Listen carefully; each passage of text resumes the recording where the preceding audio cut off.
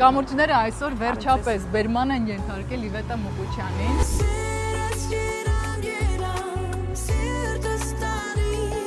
Ես շատ երկար ասում էի, լավ, ես Գերմանիա եմ, ամեն ինչ ունեի, ոնց հայտնվեցի այստեղ, այսինքն ոնց փայլը չուներ աչքերի հետ, էմոցիաները չուներ։ Այո, իմ մաման ասում էր, քո կրակը վառվեց այն ժամանակ, երբ որ դու եկար Հայաստան։ Երկիչ եկչուհին ինքը պետք է ներս նայի, որպեսզի այդ բլոկադները բացի, որպեսզի այդ շունչը ճիշտ ձևով, անկեղծ ձևով մատուցվի մարդկանց։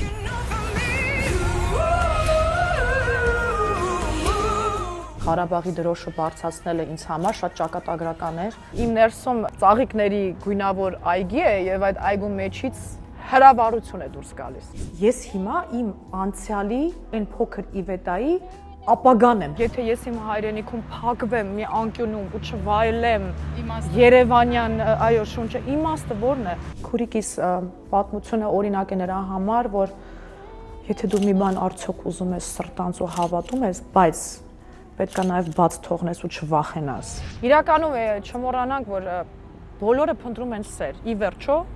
օրվա վերջ բոլորը ուզում են, ցանկանում են, փնտրում են սեր։